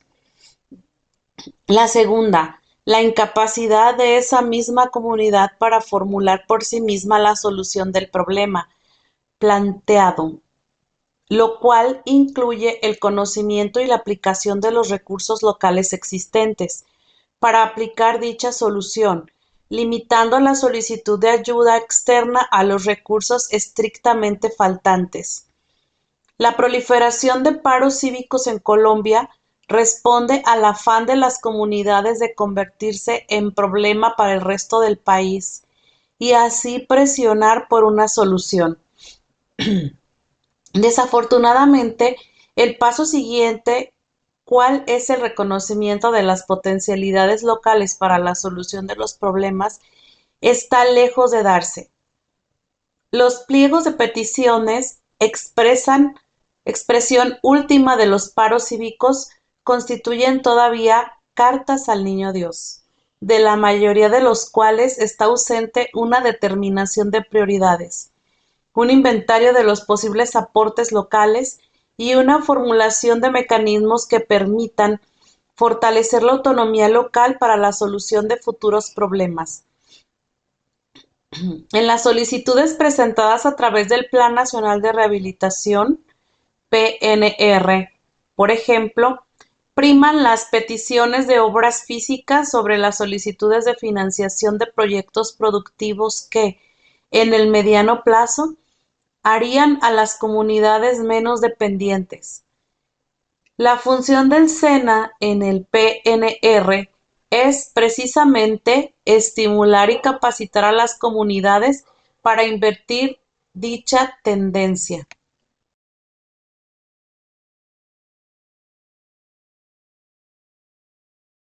La principal medida que ha adoptado el país para reducir la vulnerabilidad política es la reforma municipal, que no solamente incluye la elección popular de los alcaldes, con lo cual pierden su carácter de representantes de la autoridad central para convertirse en representantes de la comunidad que los elige, sino que establece también la constitución de comunas y corregimientos, el establecimiento de juntas administradoras locales, JAL, la elaboración de planes locales de desarrollo, la participación de los usuarios en juntas directivas de las empresas de servicios públicos y el fortalecimiento de la economía municipal. La única garantía real de que la reforma del régimen de los municipios se convierta en una fórmula efectiva de mitigación de la vulnerabilidad política radica en que, paralelamente, se logren reducir la vulnerabilidad económica y la vulnerabilidad social de las comunidades. Una verdadera democracia local y participativa solamente puede edificarse sobre la base de la independencia económica y el fortalecimiento de la sociedad civil. La vulnerabilidad técnica. Aunque, en cierta forma, esta vulnerabilidad debería estar incluida dentro de la física o de la educativa, que veremos más adelante, son tan específicas sus expresiones que nos ha merecido un acápite propio. La ausencia de diseños y estructuras sismorresistentes en zonas propensas a terremotos es una forma de vulnerabilidad física ligada a la técnica y a la económica. Pero una vez demostrado que en los estratos económicos bajos existen fórmulas que permiten obtener una vivienda sismorresistente casi por el mismo precio que se paga por una edificación sin estas características, el problema se reduce al dominio de las técnicas constructivas que, con materiales tradicionales como el bloque o el ladrillo, o con sistemas como la quincha, barenque prefabricado, adaptado por el SENA en el Cauca con el apoyo de las Naciones Unidas, o el bajarenque convencional, permitan edificar una vivienda que les garantice la debida seguridad a sus ocupantes en caso de terremoto. Debe aclararse que no existen tales construcciones totalmente antisísmicas, en el sentido de que siempre habrá un terremoto de unas características y de una magnitud tales que podrá destruir cualquier edificación, por bien construida que ésta esté. A lo máximo que puede aspirarse entonces es ampliar el rango de tolerancia, dentro del cual una estructura es capaz de absorber la energía liberada por un movimiento sísmico, evitando así que éste se convierta en desastre. Y a que, superado ese rango de magnitud del temblor, la edificación destruida les dé a sus ocupantes tiempo suficiente para salir a cielo abierto antes de desplomárseles encima. En los desastres por sequía encontramos otro ejemplo de vulnerabilidad técnica. Muchas veces, a pesar de la ausencia prolongada de lluvias, existen en la zona fuentes alternativas de agua, quebradas o ríos cercanos, aguas subterráneas. Lo que falta es la tecnología necesaria para captarla, transportarla y utilizarla con máxima eficiencia en el lugar en donde se requiere. En países como los nuestros, compradores y no generadores de tecnología, esta vulnerabilidad puede fácilmente convertirse en causa de riesgos de origen humano, como el ya citado caso de Bhopal, debido a las limitaciones existentes para el control y manejo adecuado de las tecnologías implantadas. La vulnerabilidad ideológica. El hombre es una decisión. Nuestros valores se inscriben al término de la acción mediante la cual hacemos nosotros mismos, de los instantes que vivimos, nuestro tiempo. Gastón Bachelard. La respuesta que logré desplegar una comunidad ante una amenaza de desastre natural o ante el desastre mismo depende en gran medida de la concepción del mundo y de la concepción sobre el papel de los seres humanos en el mundo que posean sus miembros. Si en la ideología predominante se imponen concepciones fatalistas según las cuales los desastres naturales corresponden a manifestaciones de la voluntad de Dios contra las cuales nada podemos hacer los seres humanos, o se piensa que está escrito que deben suceder, las únicas respuestas posibles serán el dolor, la espera pasiva y la resignación. Si, por el contrario, la voluntad humana encuentra cabida en las concepciones existentes, si se reconoce la capacidad de transformación del mundo que, a veces para bien, a veces para mal, ha desplegado la humanidad a través de su existencia, y si se identifican las causas naturales y sociales que conducen al desastre, la reacción de la comunidad podrá ser más activa, más constructiva, más de rebelión contra lo que parece inevitable. Después del terremoto del Popayán y de la catástrofe de Armero, se dieron tentativas aisladas, y no tan absurdas que no lograron mayor eco, de reconocer en los desastres el castigo de Dios. En el caso Popayán, por la supuesta paganización de las celebraciones de Semana Santa y por, y por una antigua y en realidad inexistente maldición de algún obispo. En el de Armero, por el asesinato de un sacerdote el 9 de abril de 1948. Sin embargo, en ambos casos, como en los demás desastres que últimamente han azotado al país, la reacción de las comunidades afectadas y de Colombia en general, incluyendo a la Iglesia, que juega un papel decisivo en la reconstrucción, en la práctica ha sido de reconocimiento de la capacidad humana para evitar la ocurrencia de desastres mediante la construcción de un medio físico y social menos vulnerable.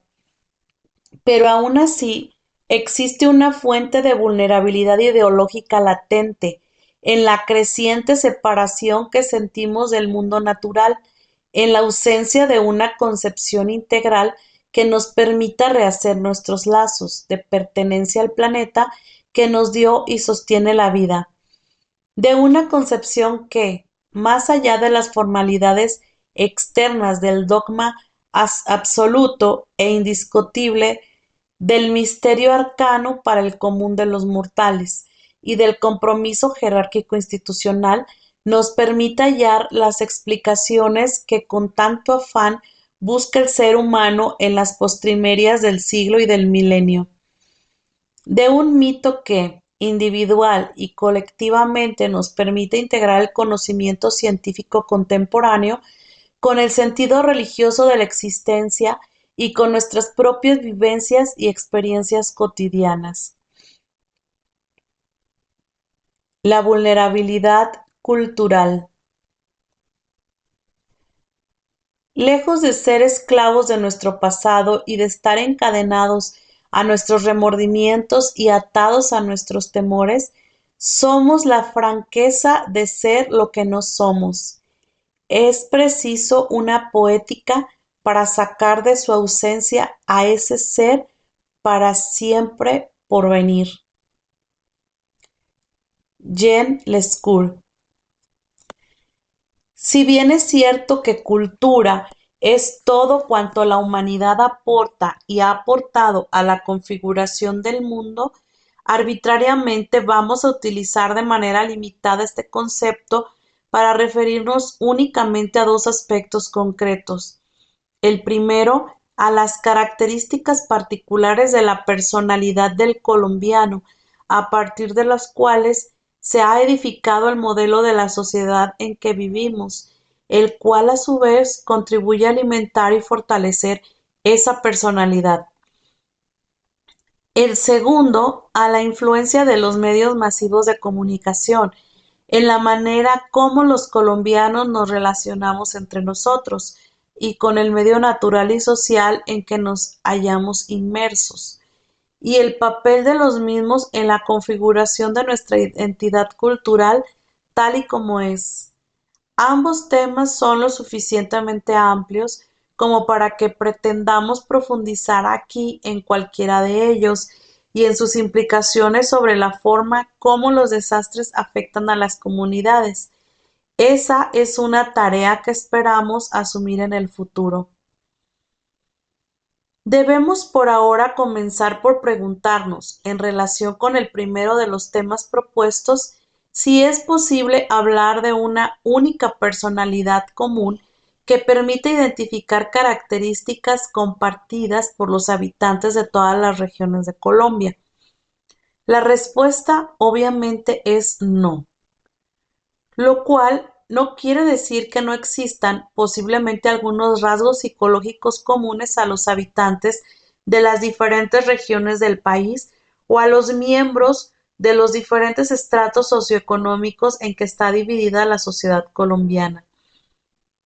Nuestra cultura se ha nutrido permanentemente de relaciones violentas de dominación, de competencia aniquiladora, de negación del derecho a la diversidad, de imposición por la fuerza de la ley del más fuerte, y valga la redundancia, La violencia que hoy sufre el país no ha surgido espontáneamente de la nada, es, en sus raíces, la natural consecuencia histórica de un conflicto, aún sin resolver totalmente entre las tres culturas que convergieron hace 500 años en lo que hoy es América. La cultura, o mejor, las culturas indígenas que vieron súbita y sangrientamente interrumpidos sus procesos de desarrollo social, religioso, político, económico y ecológico. La cultura africana desarraigada por la fuerza de su entorno original, violentada como requisito, efecto y definición de la esclavitud, y la cultura europea protagonista activa del proceso de conquista, con todo lo que el término implica. Toda esa carga de adrenalina histórica ha servido de caldo de cultivo para posteriores dominaciones, para posteriores conflictos, hasta desembocar en lo que hoy es Colombia. Nuestra historia ha sido la historia de la crisis perpetua y seguirá siéndolo hasta cuando los colombianos de hoy, que no somos, sin excepción alguna, ni indígenas en los términos culturales y ambientales en lo que eran los indígenas precolombinos, ni africanos, ni europeos, logremos construir a partir de esa crisis nuestra verdadera identidad. De la lucha por la supervivencia en medio de la crisis han ido surgiendo los valores que podría parecer que marcan la pauta de las relaciones entre los colombianos: el machismo, autoritarismo, el maniqueísmo y el egoísmo, el culto a las formalidades externas, la oposición al cambio, el temor reverencial, la devoción por las jerarquías, el egoísmo, el fatalismo, la impotencia ante lo inevitable, el culto a lo foráneo y la imitación de lo extranjero, etc. Faltaría comprobar si realmente son estas las características identificantes de lo que, con las limitaciones y dudas expuestas, podríamos llamar la personalidad del colombiano.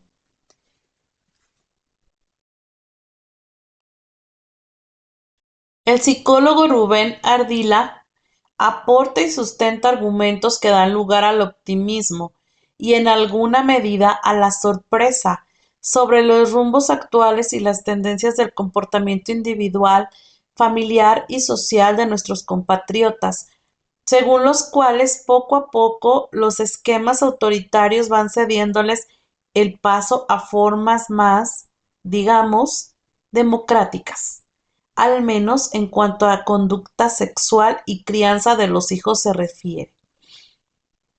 No olvidemos tampoco que en muchas de nuestras subculturas tienen todavía hoy plena vigencia instituciones como la minga, el gavián y la mano prestada, entre tantas, que demuestran la existencia real de un sustrato básico de solidaridad en nuestras comunidades, condición que vemos aflorar sin demora en situaciones de desastre, cuando los grupos humanos afectados se juegan a fondo todos sus mecanismos de superación.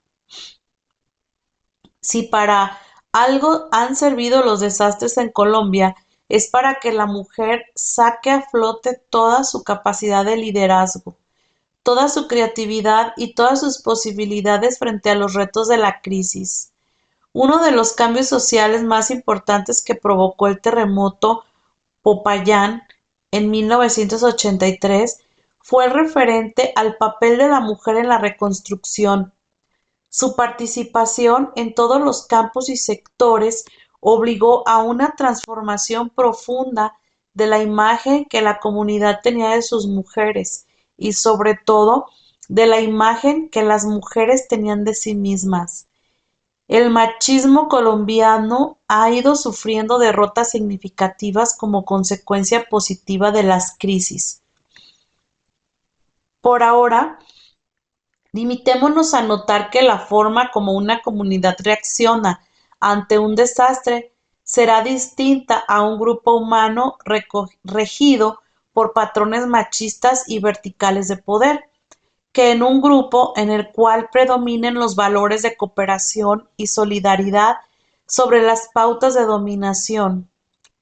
Será distinta en las comunidades que practican, como parte de su patrimonio cultural, formas de solidaridad como las mencionadas, que en las sociedades donde predominan el egoísmo y el individualismo o la caridad entendida como forma de lavar culpas a la conciencia, y será distinta, como anotábamos al hablar de la vulnerabilidad social, en comunidades cohesionadas internamente por sentimientos de pertenencia y de propósito compartido, que en comunidades ligadas únicamente por el indeleble vínculo de la vecindad física. Como distintos serán los efectos de una intervención por agentes externos a la comunidad en situación de crisis, si ésta se realiza con criterios paternalistas de caridad benevolente, que si se lleva a cabo con el claro objetivo de fortalecer los mecanismos internos de superación y las posibilidades locales y de alcanzar lo más pronto posible una situación de autonomía en la cual sobren los agentes externos. El segundo aspecto que hemos querido mencionar es el papel que cumplen los medios masivos de comunicación en la consolidación de nuestra identidad cultural y en la definición de las relaciones que nos unen a los colombianos con nosotros mismos y con nuestro ambiente cultural y natural, ambiente en el cual irrumpen periódicamente los desastres. El tema, como ya se dijo, es enormemente amplio y su tratamiento minucioso escapa a este ensayo. Queremos, sin embargo, dejar planteadas las siguientes hipótesis para su discusión. Inciso A. El tratamiento que recibe la información en nuestros medios masivos contribuye más a consolidar la sensación de impotencia ante los desastres, de origen humano o natural, que a forjar una cultura de la prevención. La manera como se informa y sobre las comunidades afectadas por desastres naturales realimenta el mito de su total incapacidad para protagonizar, más allá del mero papel de víctimas pasivas, los procesos de su propia recuperación. Los medios masivos de comunicación en Colombia son esencialmente unilaterales, de una sola vía. No existen mecanismos que faciliten una efectiva interacción del receptor, un consumidor pasivo de noticias y modelos, con el medio que hace y vende la información. No es gratuito que la prensa reciba el título de cuarto poder en su relación con los usuarios, replica y fortalece las estructuras de poder que rigen en el Estado, en la escuela, en la familia y en todos los estamentos de la sociedad. Inciso C. Con notables pero muy contadas excepciones, la producción nacional de buena calidad para medios tan importantes y de tanto alcance como el cine y la televisión brilla por su ausencia. A todos los colombianos no nos resulta fácil reconocernos ni reconocer nuestra cultura en las películas que normalmente nos presentan los medios citados, en las cuales predominan las creaciones extranjeras, reflejo de otros ambientes, de otras concepciones del mundo, de otros problemas y de otros valores. No existe un cine nacional que recoja, recree, testimonie masivamente la realidad colombiana en sus angustias y sus esperanzas. Colombia es un país del que todo está por decirse, por contarse. Por ejemplo, hechos tan alucinantes como el descubrimiento y la conquista, a la cual ya hemos hecho referencia, constituyen territorios vírgenes para la televisión y la cinematografía. Desastres similares a los que en los últimos años han azotado al país, terremotos, erupciones volcánicas, inundaciones, deslizamientos y, naturalmente, la violencia. Ya habían golpeado y transformado antes a nuestras comunidades, pero no existe una literatura visual que nos permita apropiarnos masivamente y con profundidad de ese pasado, de esa realidad en la que hemos surgido y que nos sigue marcando. La vulnerabilidad educativa. Para ilustrar el concepto de vulnerabilidad educativa, utilizo siempre este ejemplo de la vida real. Una noche encuentro a mi hija de 8 años llorando porque, al día siguiente, tiene un examen de español sobre los pronombres personales y no ha logrado aprenderse las conjugaciones que les corresponden. Yo le argumento que, con 8 años de edad, 5 o 6 de los cuales han estado comunicándose en español con sus padres, con sus hermanos, con sus amigas, con todas las personas que conoce, debería estar en capacidad de contestar perfectamente el examen, sin siquiera tomarse el trabajo de abrir el libro. Pero mis razones obviamente no son válidas para efectos de su preocupación, porque los pronombres que ella utiliza y que utilizamos el resto de los colombianos difieren en gran medida de aquellos a los cuales nuestro sistema educativo les reconoce personería académica. Veamos sobre el yo. No existen dudas. Vivimos en una sociedad egoísta y todos conjugamos sin problemas en primera persona, tampoco sobre el tú, pero resulta que existen otros pronombres personales igualmente válidos para la segunda persona que todos usamos a diario y sin embargo no figuran en las retahílas que los niños aprenden en la escuela. Usted, pronombre exento de toda sospecha, y vos, otros modismos regionales que no por populares son menos correctos. Con él, el nosotros y el ellos. Tampoco habría problema si por un descuido aparentemente sin importancia, pero que refleja el profundo carácter machista de nuestra cultura, no se excluyera expresamente el ella, el nosotras y el ellas. Pero donde la discrepancia entre la realidad y la academia se hace más aberrante es en el caso del vosotros, pronombre válido en España, pero totalmente inoperante en nuestro medio, pese a lo cual los niños tienen que aprendérselo en lugar del ustedes que diariamente utilizamos.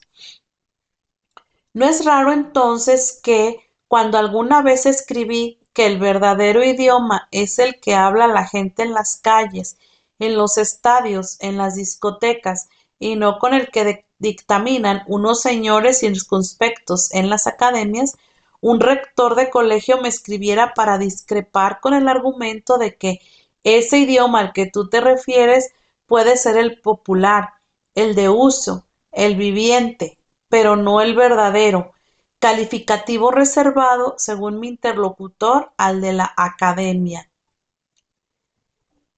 Me parece que el ejemplo muestra cómo, en muchos de sus contenidos, nuestra educación, lejos de contribuir a que el niño reconozca la validez de sus experiencias cotidianas como fuentes de conocimiento y como herramientas válidas para enfrentar el reto del mundo, se empeña en suplantarlas por verdades que no corresponden a nuestra realidad concreta y tangible, y que, por el contrario, fortalecen el sentimiento de que la nuestra, la viviente, la popular, la de uso, es una realidad marginal de segunda categoría, válida únicamente en la medida en que logre imitar esas verdades académicas.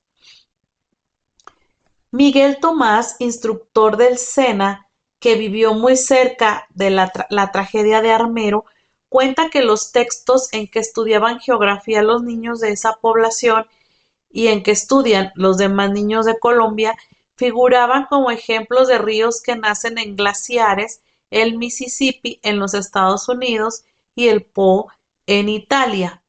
No se mencionaba para nada el río Lagunilla que, por súbita descongelación del glaciar en donde nace, arrasó con la ciudad de Armero, construida en sus orillas.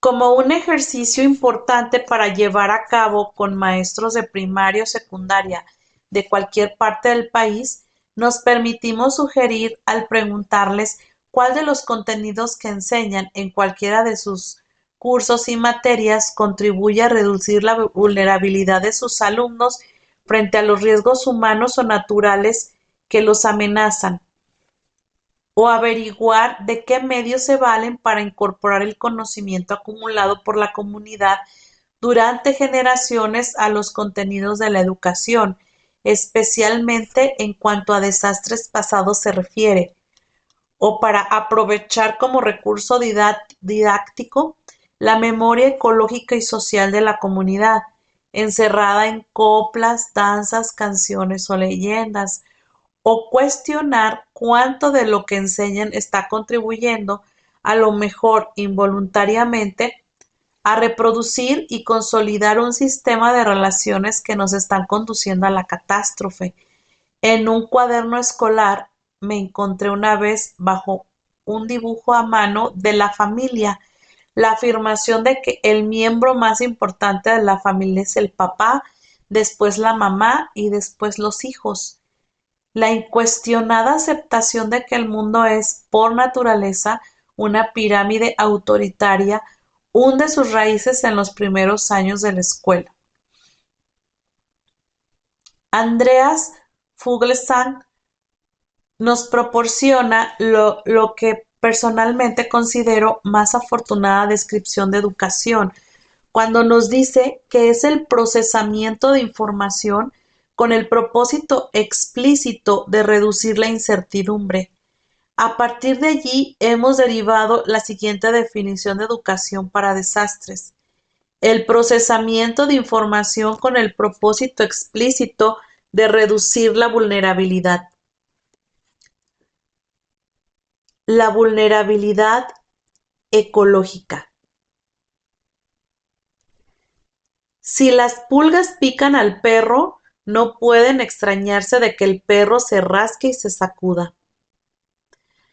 Nuestro modelo de desarrollo no basado en la convivencia, sino en la dominación por destrucción de los recursos del ambiente, tenía necesariamente que conducir a unos ecosistemas, por una parte, altamente vulnerables, incapaces de autoajustarse internamente para compensar los efectos directos o indirectos de la acción humana, y por otra, altamente riesgosos para las comunidades que los explotan o habitan. Desde un punto de vista más global, sería igualmente válido afirmar que los altos riesgos surgen de la tentativa de autoajustarse por encima de sus límites normales los ecosistemas alterados. Las nefastas consecuencias de los últimos inviernos que han azotado el país, especialmente a los departamentos del norte, están íntimamente vinculadas a la tala de bosques de todo el territorio nacional, a la erosión de los suelos, a la consecuente sedimentación de los cauces de los ríos, a la desecación de ciénagas para convertirlas en tierras explotables, a la alteración arbitraria de los cursos de ríos y quebradas, inundaciones, deslizamientos y sequías son riesgos típicos surgidos de la vulnerabilidad de los ecosistemas. Parte de los efectos secundarios del maremoto que golpeó la costa del Pacífico en 1979 y que hoy todavía amenazan a las comunidades de pescadores de esa zona de Colombia tienen que ver con la destrucción de los manglares, protectores y reguladores de la estabilidad ecológica de playas y bocanas. La naturaleza es un sistema vivo, dinámico, que procesa materia e información e intercambia y transforma energía. Todo cuanto entra en los ciclos ecológicos generan respuestas en los ecosistemas. La idea de que podemos continuar sin consecuencias escondiendo la basura debajo de la alfombra ha quedado completamente derogada por la experiencia ecológica de las últimas décadas. La humanidad debería afrontar todavía muchos riesgos convertibles en desastres de origen supuestamente ecológico en los años venideros. El incremento de las radiaciones solares nocivas que alcanzan la superficie de la Tierra como consecuencia de la destrucción de la capa de ozono, la regresión de una de las principales conquistas de la vida en el planeta, la alteración global del comportamiento de la biosfera debido a la creciente destrucción de las selvas tropicales.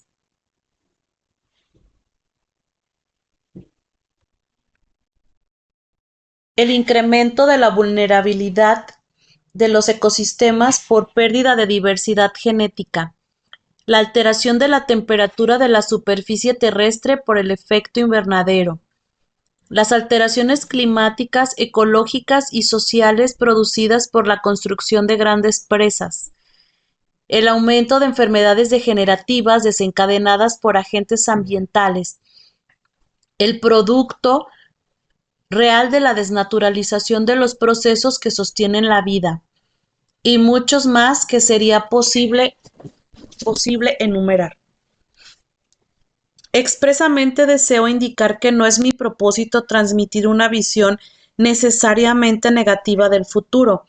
Por el contrario, abrigo una enorme confianza en la capacidad de la vida para sobrevivir, para construirse unas cada vez mejores condiciones de existencia. No dudo que atravesamos hoy por un momento especialmente crítico de la historia humana, de la historia de los seres vivos en general. Pero la vida ha superado ya en el pasado desfiladeros igualmente amenazantes y ha triunfado. Aunque en la lucha hayan desaparecido infinidad de especies, el reto de la especie humana está en no ser una de las especies que desaparecen.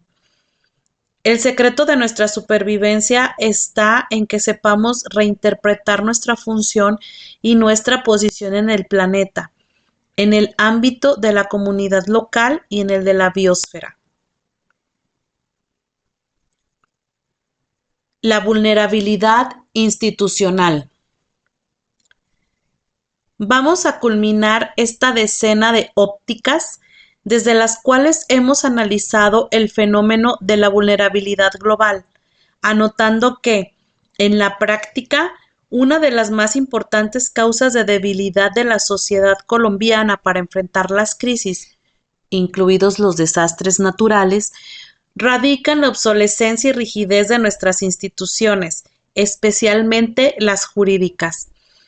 Muchas veces he comparado lo que hoy sucede en Colombia con el caso del club campestre que se incendió y no dejaron entrar a los bomberos porque no eran socios.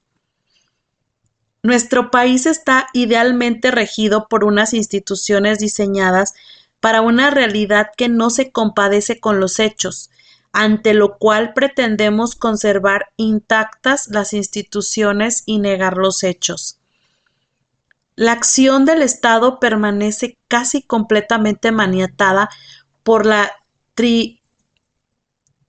tramitomanía burocrática.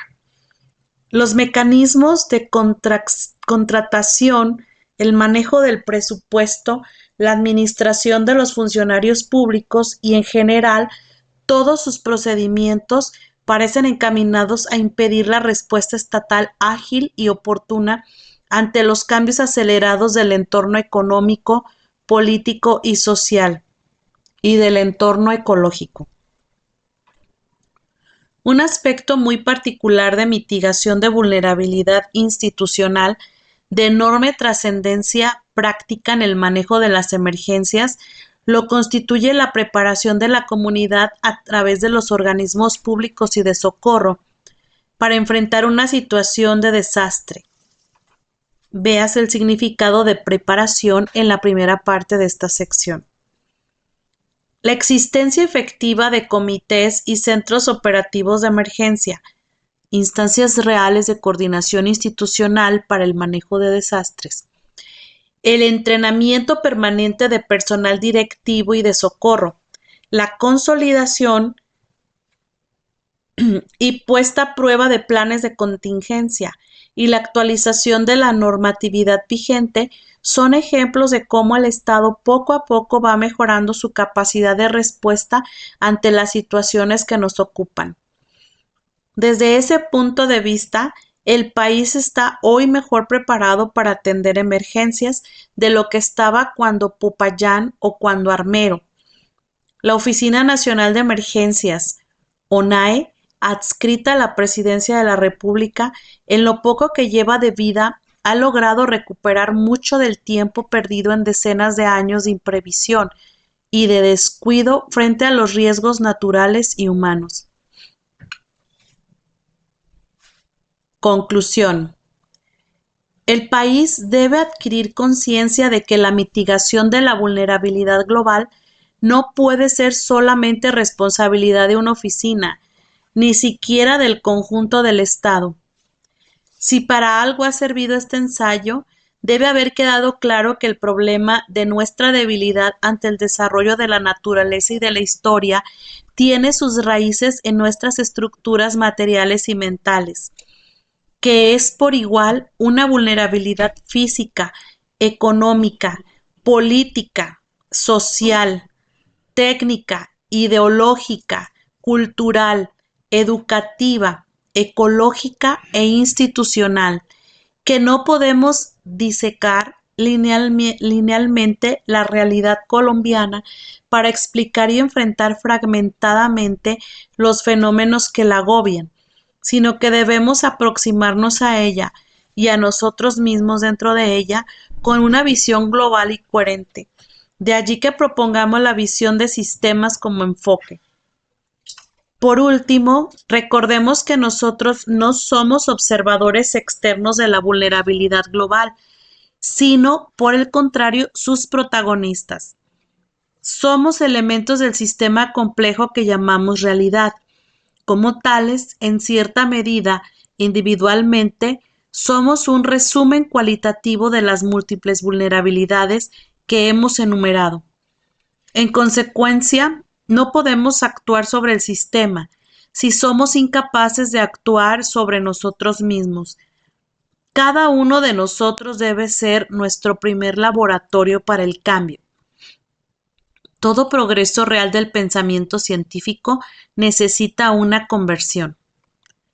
De allí en adelante podemos ir ampliando el círculo a la familia, al trabajo, al barrio, a la vereda, a la comuna, a la ciudad. Cada uno de nosotros es un universo y una historia, una prueba irrefutable de la capacidad de la vida y una concreción tangible de la inteligencia humana.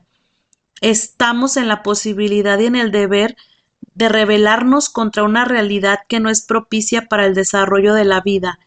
El hecho de que estemos aquí, vivos y conscientes de lo que estamos